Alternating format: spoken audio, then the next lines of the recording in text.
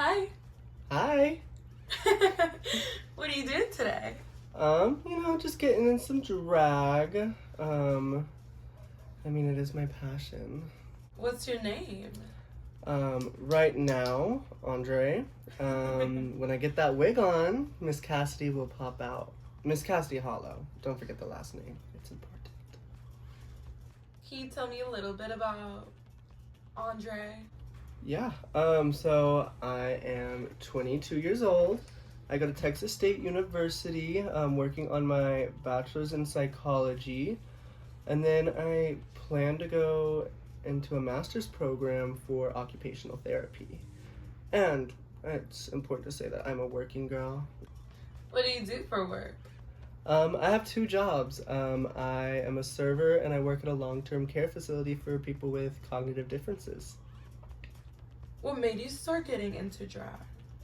Well, I've always been interested in drag ever since I saw my first episode of RuPaul's Drag Race. And I really didn't have the confidence to start doing it until this past year. Around January of last year, I got a medical diagnosis that really put me in a dark state, and drag just kind of seemed like the outlet for me to find my happiness again and give me a purpose. The next step would to be setting them. They stay in place the whole night. I feel like this is probably the most wasteful use of setting powder, but being pretty comes at a few costs. These brows should cover up, and it'll give the illusion that I have none. So you did mention that you really started doing drag after you got a diagnosis. How do you think drag has helped you cope?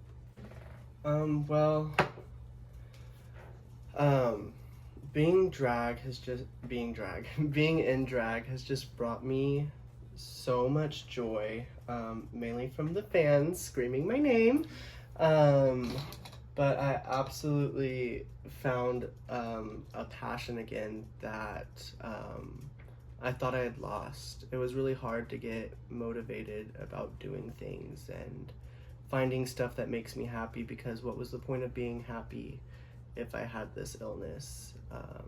But drag brought that light back, and I'm so appreciative for it. How long have you been doing it now? I am still what queens call a baby queen. So I have been doing it for a little under a year. I've always practiced makeup, but actual drag, the hips, the heels, the fantasy, was a recent discovery.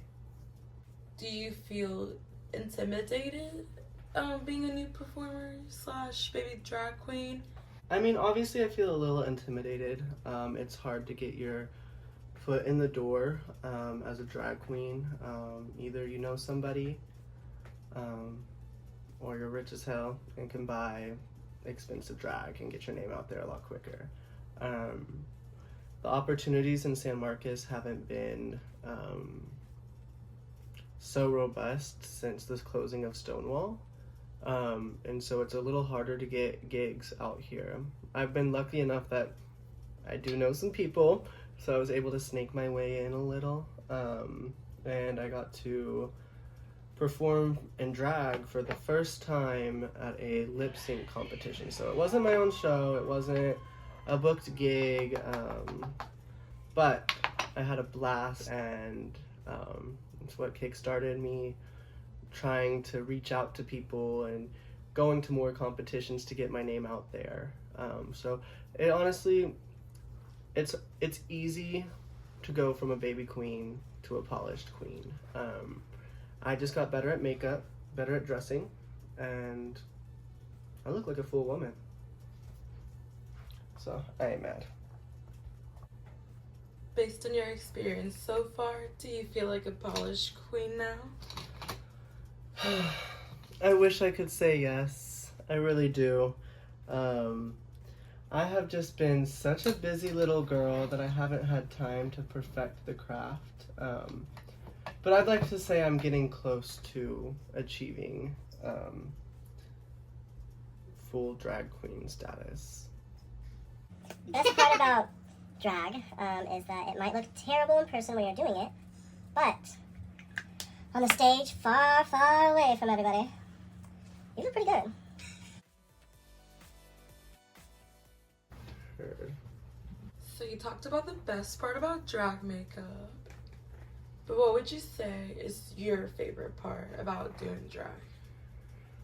This is gonna sound so conceited, but it's the praise, it's the hollers, it's the money. But I guess in all seriousness, it really is just about having fun, like completely letting go of like who you are as a person, taking on a persona and just making a fool out of yourself, making a beautiful woman out of yourself, or making the crowd giggle. It's always the best when you have a very reactive audience.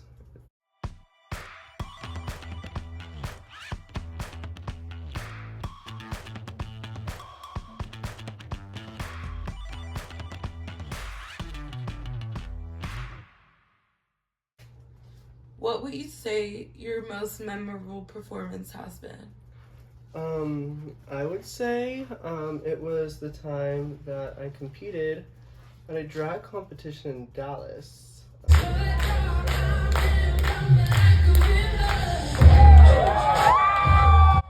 It meant so much to me that all of my friends came to support. My mom even saw me perform for the first time, and that was just it's something special to have your family accept you for who you are and come support you like fully. I can say never in a million years would I have thought that I would have ground on my mother.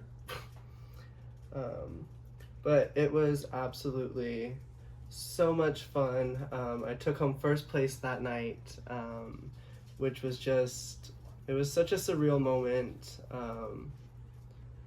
that I'm just never gonna forget. And so that's why it has to be my favorite performance. And the splits that we're doing were otherworldly. So. You said that was your mom's first time seeing you perform, right? Yeah, my mom's first drag show too. Did she know that you were a drag queen before that? Yeah, she knew. I remember, I mean, my mom was always so supportive of me from the first time I ever tried putting eyeliner on. It was whack, but she was there for me and she supported me fully. The first time I showed my mom a picture of me in drag, the first words out of her mouth were, "You're beautiful." And it just warmed my heart knowing that I have her full support. This is cute! You could say that drag is highly celebrated in the LGBTQ community, but what role do you think drag has in the community, or how has it like contributed to the culture of the community?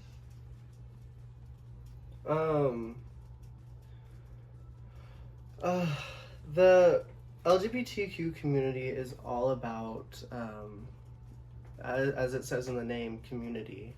We find any chance we can to come together under something, whether it be political, social, entertainment, and Drag Race has played vital roles in, one, opening the doors for a lot of conversations to be had in the gay community. It opens doors for get-togethers, for viewing parties, which are pretty important to the culture as well. But I will say drag isn't the most important part of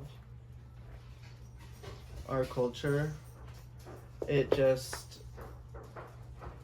an extension of our femininity, I guess. Not the whole community, but at least the gay community.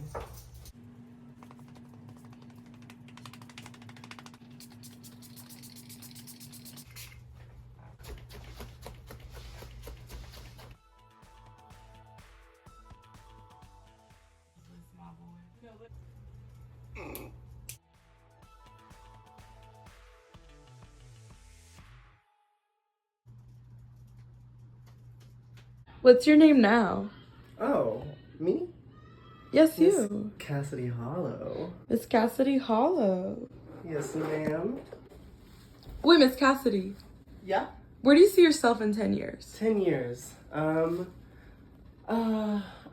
on the main stage of RuPaul's Drag Race, because look at me, or I would love to open up my own practice for occupational therapists to work in a setting with special needs people. Do you have any last words?